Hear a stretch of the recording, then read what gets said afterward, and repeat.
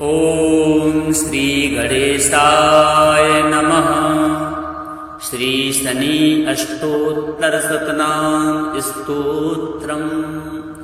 शनैश्चराय शान्ताय सर्वाभीष्टप्रदायिने शरण्याय वरेण्याय सर्वेशाय नमो नमः। सौम्याय सुरवन्द्याय सुरलोकविहारिणे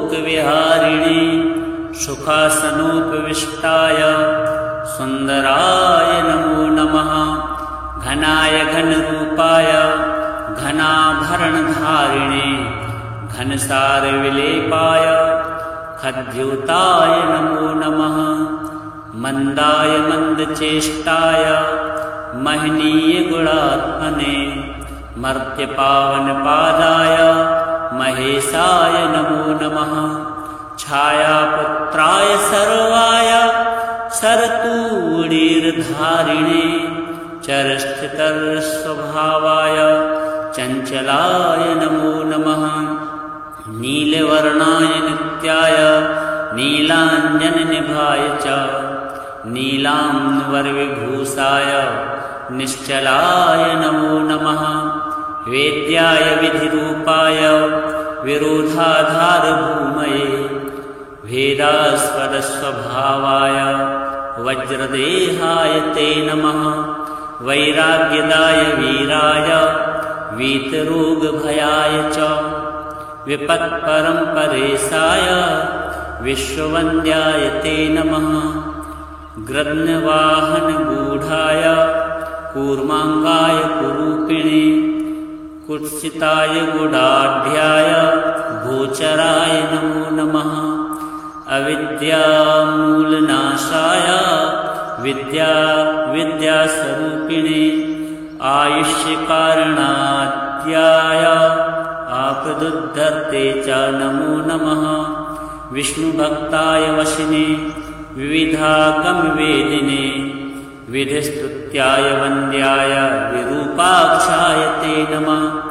वरिष्ठाय गरिष्ठाय वज्राङ्कुशधराय च वरदाभयहस्ताय वामनाय नमो नमः। ज्येष्ठापत्नी समेताय श्रेष्ठाय मितभाषिणे कष्टौघनाशकर्याय पुष्टिदाय नमो नमः।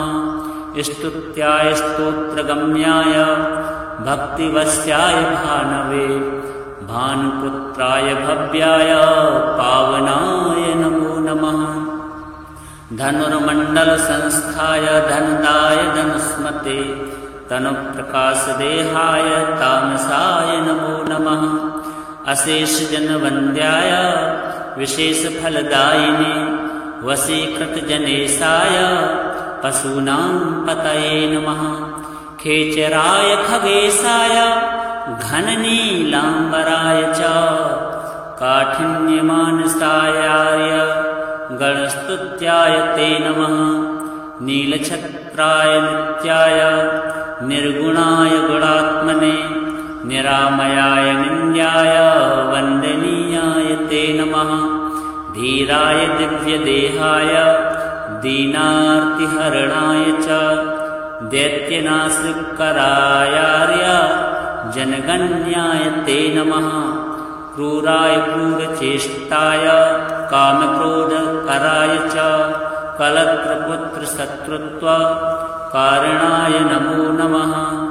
परिपोषितभक्ताय परभीतिहराय च भक्तसङ्गमनोभीष्टफलदाय नमो नमः।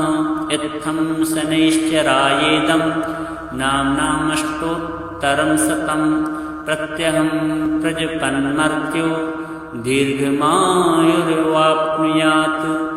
शनैश्चराय शान्ताय सर्वाभीष्टप्रदायिने शरण्याय वरेण्याय सर्वेशाय नमो नमः। सौम्याय सुरवन्द्याय सुरलोकविहारिणे सुखासनोपविष्टाय सुन्दराय नमो नमः। घनाय घनरूपाय घनाभरणधारिणे घनसारविलेपाय खद्योताय नमो नमः। मंदाय मंदचेष्टाय महनीय गुणात्मने मर्त्यपावनपादाय महेशाय नमो नमः। छायापुत्राय सर्वाय सरतूणीर्धारिणे चरस्थितस्वभावाय चञ्चलाय नमो नमः। नीलवर्णाय नित्याय नीलाञ्जननिभाय च नीलाम्बरविभूषाय निश्चलाय नमो नमः। वेद्याय विधिरूपाय विरोधाधारभूमये भेदास्पदस्वभावाय वज्रदेहाय ते नमः। वैराग्यदाय वीराय वीतरोगभयाय च विपत्परम्परेशाय विश्ववन्द्याय ते नमः। गृध्नवाहनगूढाय कूर्माङ्गाय कुरूपिणे कुत्सिताय गुडाढ्याय गोचराय नमो नमः। अविद्यामूलनाशाय विद्यास्वरूपिणे आयुष्यकारणात्याय आपदुद्धर्ते च नमो नमः। विष्णुभक्ताय वशिने विविधागमवेदिने विधिस्तुत्याय वन्द्याय विरूपाक्षाय ते नमः। वरिष्ठाय गरिष्ठाय वज्राङ्कुशधराय च वरदाभयहस्ताय वामनाय नमो नमः। ज्येष्ठापत्नी समेताय श्रेष्ठाय मितभाषिणे कष्टौघनाशकर्याय पुष्टिदाय नमो नमः। स्तुत्याय स्तोत्रगम्याय भक्तिवश्याय भानवे भानुपुत्राय भव्याय पावनाय नमो नमः। धनुर्मण्डलसंस्थाय धनदाय धनुष्मते तनुप्रकाशदेहाय तामसाय नमो नमः। अशेषजनवन्द्याय विशेषफलदायिने वशीकृतजनेशाय पशूनां पतये नमः। खेचराय खगेशाय घननीलाम्बराय च काठिन्यमानसायार्य गणस्तुत्याय ते नमः। नीलछत्राय नित्याय निर्गुणाय गुणात्मने निरामयाय निन्द्याय वन्दनीयाय ते नमः।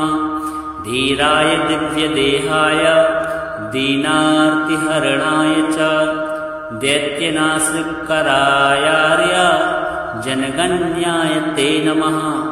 क्रूराय क्रूरचेष्टाय कामक्रोधकराय च कलत्रपुत्रशत्रुत्वकारणाय नमो नमः। परिपोषितभक्ताय परभीतिहराय च भक्तसङ्गमनोभीष्टफलदाय नमो नमः।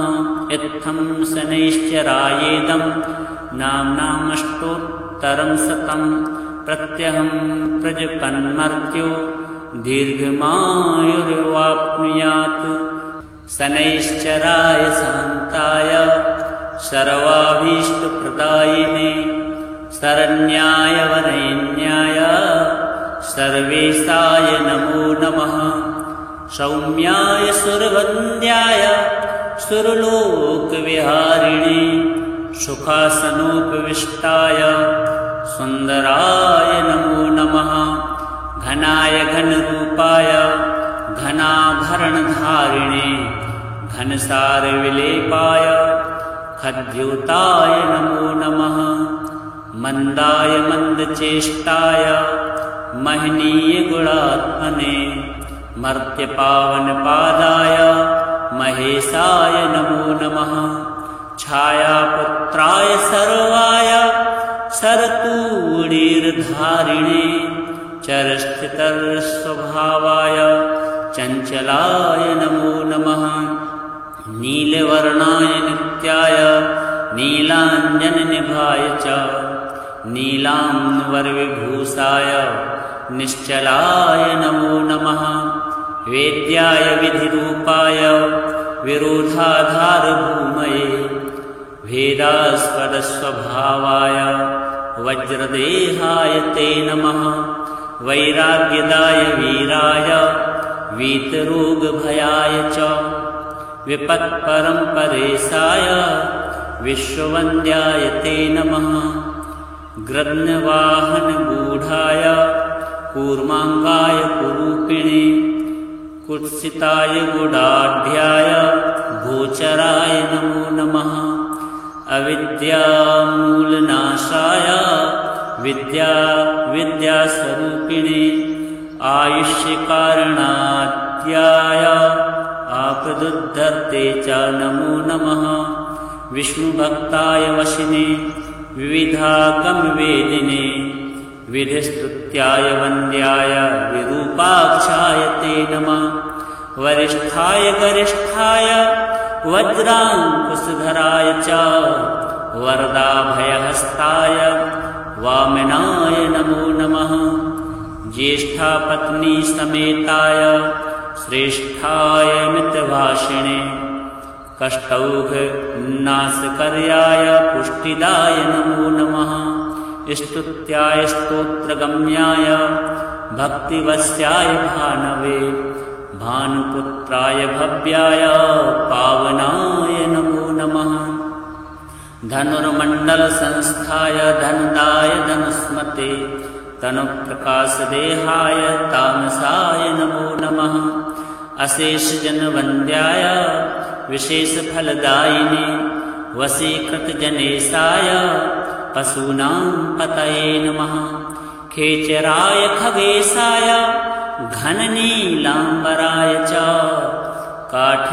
काठिन्यमानसायार्य गणस्तुत्याय ते नमः नीलछत्राय नित्याय निर्गुणाय गुणात्मने निरामयाय निन्द्याय वन्दनीयाय ते नमः धीराय दिव्यदेहाय दीनार्तिहरणाय च दैत्यनाशकरायार्य जनगण्याय ते नमः क्रूराय क्रूरचेष्टाय कामक्रोधकराय च कलत्रपुत्रशत्रुत्वकारणाय नमो नमः परिपोषितभक्ताय परभीतिहराय च भक्तसङ्गमनोभीष्टफलदाय नमो नमः इत्थं शनैश्चरायेदं नाम्नामष्टोत्तरं शतं प्रत्यहं प्रजपन्मर्त्यो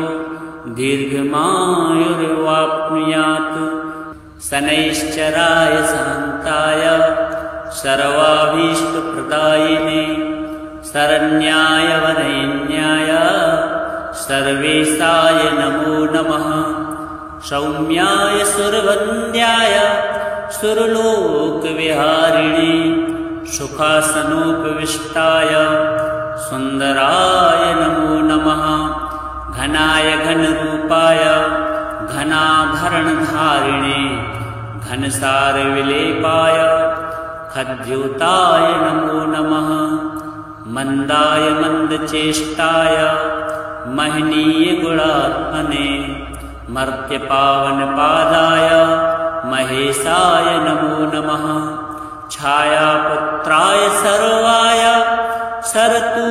शरतूणीर्धारिणे चरस्थितस्वभावाय चञ्चलाय नमो नमः नीलवर्णाय नित्याय नीलाञ्जननिभाय च नीलाम्बरविभूषाय निश्चलाय नमो नमः वेद्याय विधिरूपाय विरोधाधारभूमये भेदास्पदस्वभावाय वज्रदेहाय ते नमः वैराग्यदाय वीराय वीतरोगभयाय च विपत्परम्परेशाय विश्ववन्द्याय ते नमः गृध्नवाहनगूढाय कूर्माङ्गाय कुरूपिणे कुत्सिताय गुडाढ्याय गोचराय नमो नमः अविद्यामूलनाशाय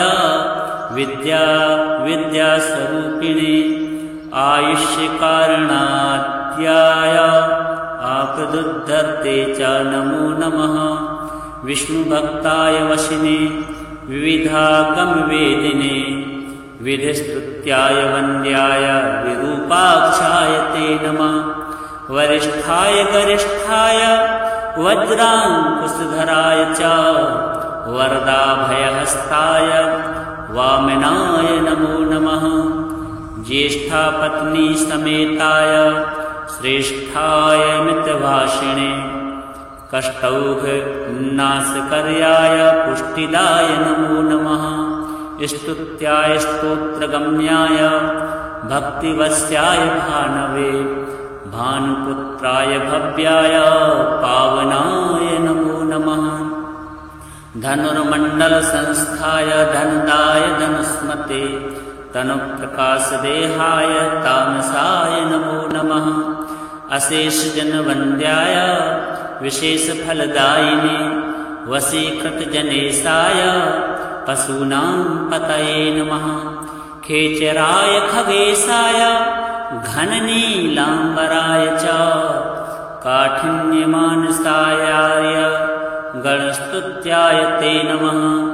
नीलछत्राय नित्याय निर्गुणाय गुणात्मने निरामयाय निन्द्याय वन्दनीयाय ते नमः। धीराय दिव्यदेहाय दीनार्तिहरणाय च दैत्यनाशकरायार्य जनगण्याय ते नमः।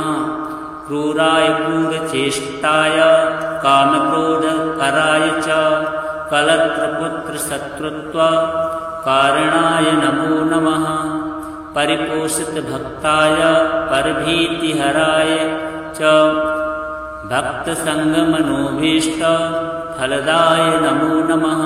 इत्थं शनैश्चरायेदं नाम्नामष्टोत्तरं शतं प्रत्यहं प्रजपन्मर्त्यो दीर्घमायुर्वाप्नुयात्।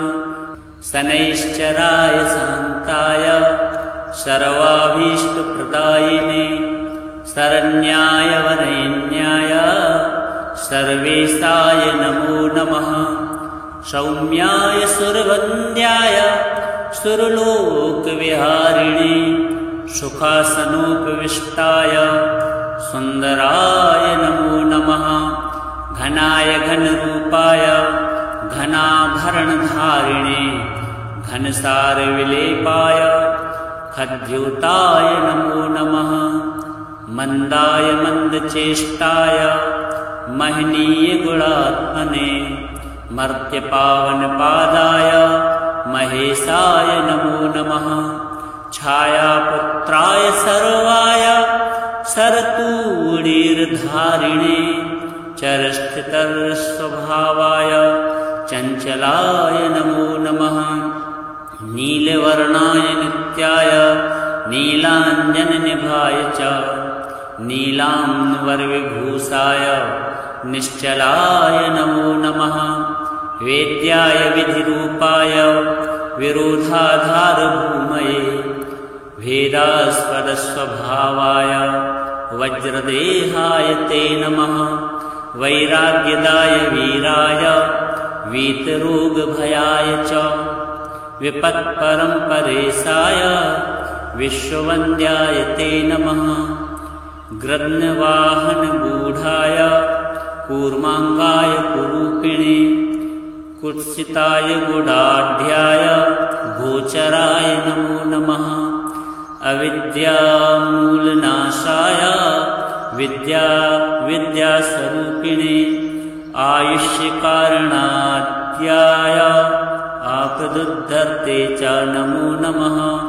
विष्णुभक्ताय वशिने विविधागमवेदिने विधिस्तुत्याय वन्द्याय विरूपाक्षाय ते नमः। वरिष्ठाय गरिष्ठाय वज्राङ्कुशधराय च वरदाभयहस्ताय वामनाय नमो नमः। ज्येष्ठापत्नी समेताय श्रेष्ठाय मितभाषिणे कष्टौघनाशकर्याय पुष्टिदाय नमो नमः।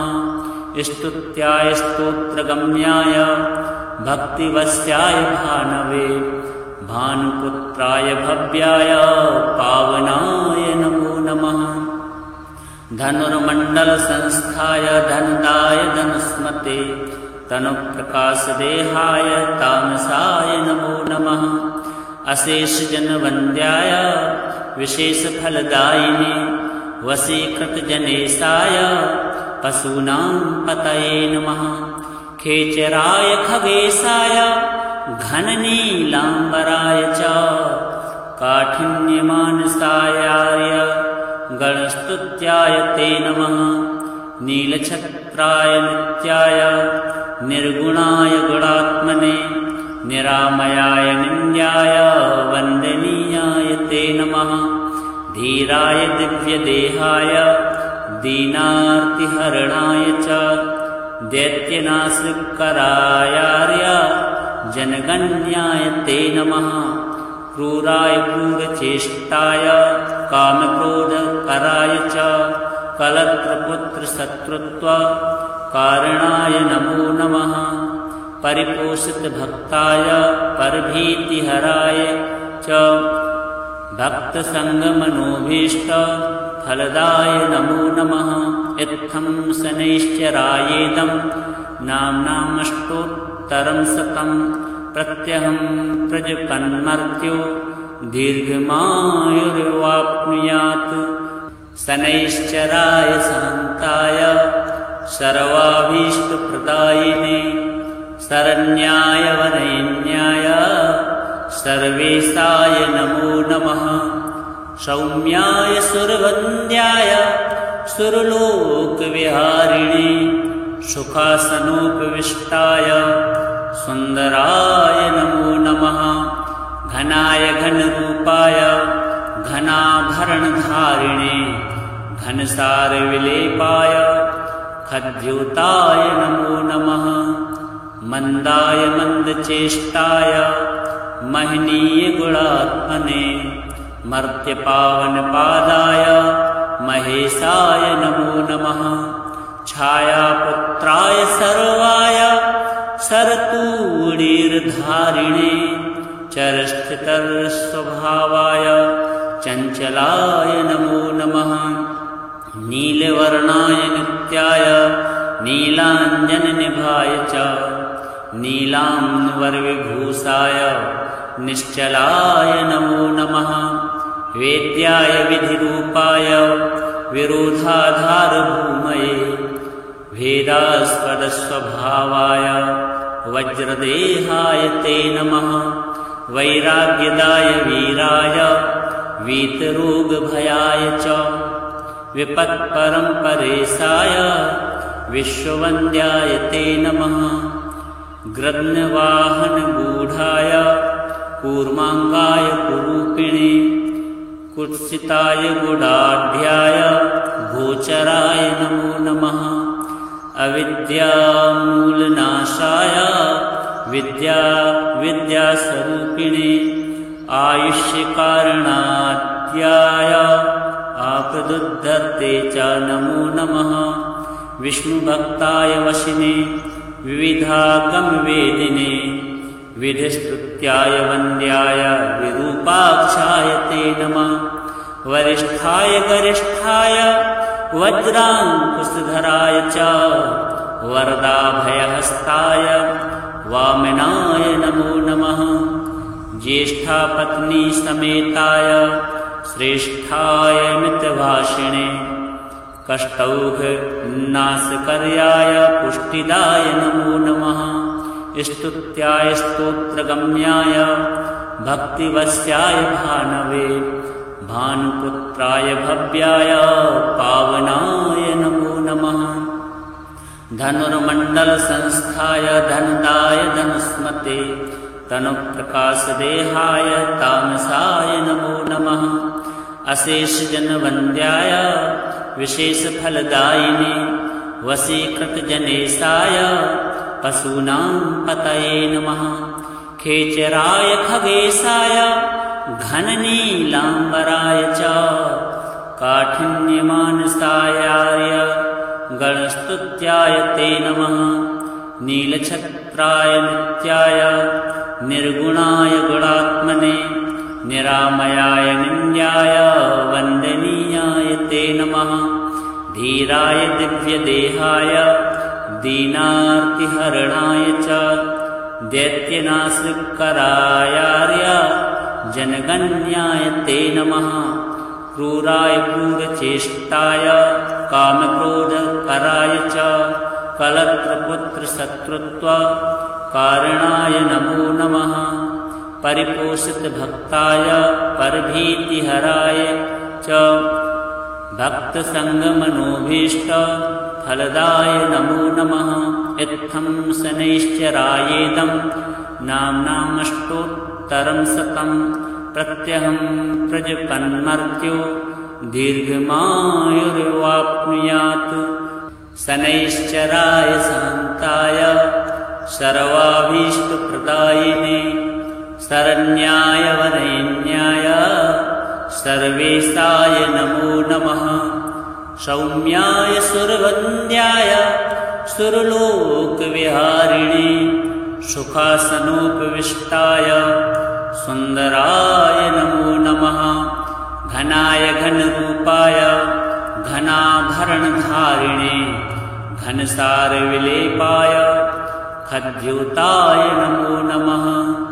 मन्दाय मन्दचेष्टाय महनीयगुणात्मने मर्त्यपावनपादाय महेशाय नमो नमः। छायापुत्राय सर्वाय शरतूणीर्धारिणे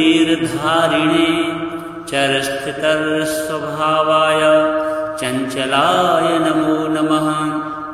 नीलवर्णाय नित्याय नीलाञ्जननिभाय च नीलाम्बरविभूषाय निश्चलाय नमो नमः।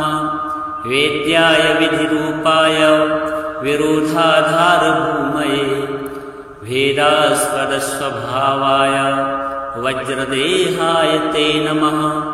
वैराग्यदाय वीराय वीतरोगभयाय च विपत्परम्परेशाय विश्ववन्द्याय ते नमः। गृध्नवाहनगूढाय कूर्माङ्गाय कुरूपिणे कुत्सिताय गुडाढ्याय गोचराय नमो नमः। अविद्यामूलनाशाय विद्यास्वरूपिणे आयुष्यकारणात्याय आपदुद्धर्ते च नमो नमः। विष्णुभक्ताय वशिने विविधागमवेदिने विधिस्तुत्याय वन्द्याय विरूपाक्षाय ते नमः। वरिष्ठाय गरिष्ठाय वज्राङ्कुशधराय च वरदाभयहस्ताय वामनाय नमो नमः। ज्येष्ठापत्नी समेताय श्रेष्ठाय मितभाषिणे कष्टौघनाशकर्याय पुष्टिदाय नमो नमः। स्तुत्याय स्तोत्रगम्याय भक्तिवश्याय भानवे भानुपुत्राय भव्याय पावनाय नमो नमः। धनुर्मण्डलसंस्थाय धनदाय धनुष्मते तनुप्रकाशदेहाय तामसाय नमो नमः। अशेषजनवन्द्याय विशेषफलदायिने वशीकृतजनेशाय पशूनां पतये नमः। खेचराय खगेशाय घननीलाम्बराय च काठिन्यमानसायार्य गणस्तुत्याय ते नमः। नीलछत्राय नित्याय निर्गुणाय गुणात्मने निरामयाय निन्द्याय वन्दनीयाय ते नमः। धीराय दिव्यदेहाय दीनार्तिहरणाय च दैत्यनाशकरायार्य जनगण्याय ते नमः। क्रूराय क्रूरचेष्टाय कामक्रोधकराय च कलत्रपुत्रशत्रुत्वकारणाय कारणाय नमो नमः। परिपोषितभक्ताय परभीतिहराय च भक्तसङ्गमनोभीष्टफलदाय नमो नमः। इत्थं शनैश्चरायेदं नाम्नामष्टोत्तरं शतं प्रत्यहं प्रजपन्मर्त्यो दीर्घमायुर्वाप्नुयात्। शनैश्चराय शान्ताय सर्वाभीष्टप्रदायिने शरण्याय वरेण्याय सर्वेशाय नमो नमः। सौम्याय सुरवन्द्याय सुरलोकविहारिणे सुखासनोपविष्टाय सुन्दराय नमो नमः। घनाय घनरूपाय घनाभरणधारिणे घनसारविलेपाय खद्योताय नमो नमः। मन्दाय मन्दचेष्टाय महनीयगुणात्मने मर्त्यपावनपादाय महेशाय नमो नमः। छायापुत्राय सर्वाय शरतूणीर्धारिणे चरस्थितस्वभावाय चञ्चलाय नमो नमः। नीलवर्णाय नित्याय नीलाञ्जननिभाय च नीलाम्बरविभूषाय निश्चलाय नमो नमः। वेद्याय विधिरूपाय विरोधाधारभूमये भेदास्पदस्वभावाय वज्रदेहाय ते नमः। वैराग्यदाय वीराय वीतरोगभयाय च विपत्परम्परेशाय विश्ववन्द्याय ते नमः। गृध्नवाहनगूढाय कूर्माङ्गाय कुरूपिणे कुत्सिताय गुडाढ्याय गोचराय नमो नमः। अविद्यामूलनाशाय विद्यास्वरूपिणे आयुष्यकारणाद्याय आपदुद्धर्ते च नमो नमः।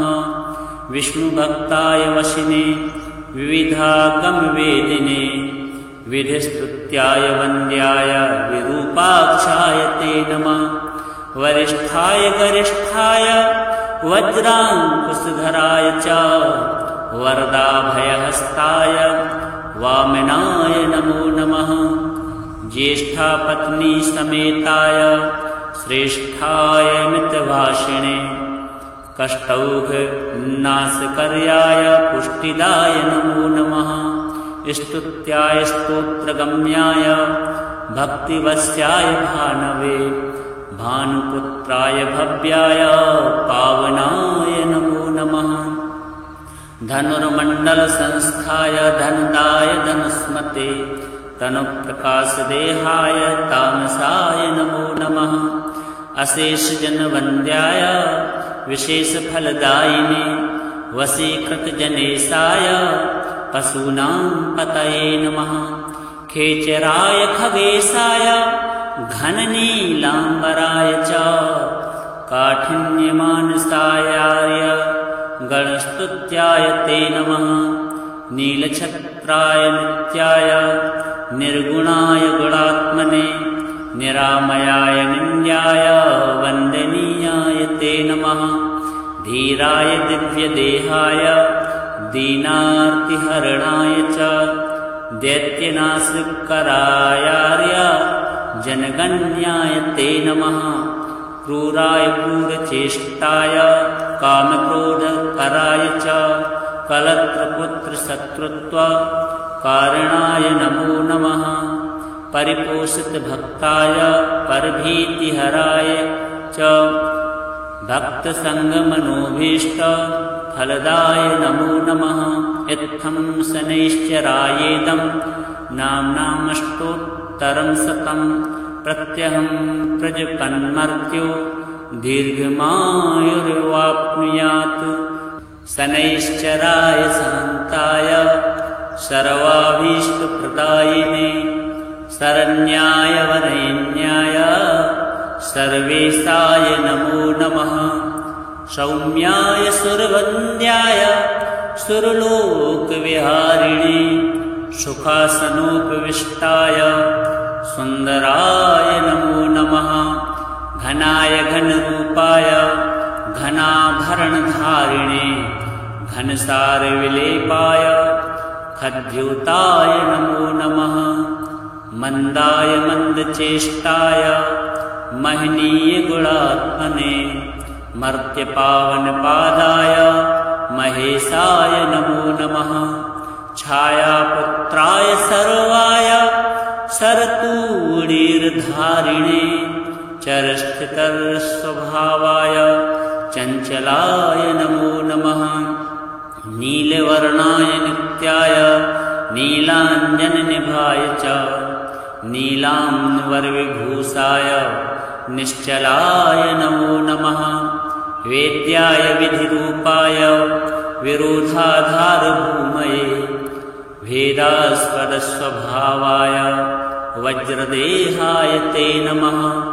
वैराग्यदाय वीराय वीतरोगभयाय च विपत्परम्परेशाय विश्ववन्द्याय ते नमः। गृध्नवाहनगूढाय कूर्माङ्गाय कुरूपिणे कुत्सिताय गुडाढ्याय गोचराय नमो नमः। अविद्यामूलनाशाय विद्यास्वरूपिणे आयुष्यकारणाद्याय आपदुद्धर्ते च नमो नमः। विष्णुभक्ताय वशिने विविधागमवेदिने विधिस्तुत्याय वन्द्याय विरूपाक्षाय ते नमः। वरिष्ठाय गरिष्ठाय वज्राङ्कुशधराय च वरदाभयहस्ताय वामनाय नमो नमः। ज्येष्ठापत्नी समेताय श्रेष्ठाय मितभाषिणे कष्टौघनाशकर्याय पुष्टिदाय नमो नमः। स्तुत्याय स्तोत्रगम्याय भक्तिवश्याय भानवे भानुपुत्राय भव्याय पावनाय नमो नमः। धनुर्मण्डलसंस्थाय धनदाय धनुष्मते तनुप्रकाशदेहाय तामसाय नमो नमः। अशेषजनवन्द्याय विशेषफलदायिने वशीकृतजनेशाय पशूनां पतये नमः। खेचराय खगेशाय घननीलाम्बराय च काठिन्यमानसायार्य गणस्तुत्याय ते नमः। नीलछत्राय नित्याय निर्गुणाय गुणात्मने निरामयाय निन्द्याय वन्दनीयाय ते नमः। धीराय दिव्यदेहाय दीनार्तिहरणाय च दैत्यनाशकरायार्य जनगण्याय ते नमः। क्रूराय क्रूरचेष्टाय कामक्रोधकराय च कलत्रपुत्रशत्रुत्वकारणाय नमो नमः। परिपोषितभक्ताय परभीतिहराय च भक्तसङ्गमनोभीष्टफलदाय नमो नमः। इत्थं शनैश्चरायेदं नाम्नामष्टोत्तरं शतं प्रत्यहं प्रजपन्मर्त्यो दीर्घमायुर्वाप्नुयात्। शनैश्चराय शान्ताय सर्वाभीष्टप्रदायिने शरण्याय वरेण्याय सर्वेशाय नमो नमः। सौम्याय सुरवन्द्याय सुरलोकविहारिणे सुखासनोपविष्टाय सुन्दराय नमो नमः। घनाय घनरूपाय घनाभरणधारिणे घनसारविलेपाय खद्योताय नमो नमः।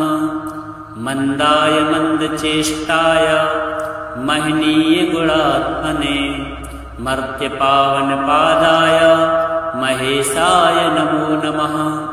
छायापुत्राय सर्वाय शरतूणीर्धारिणे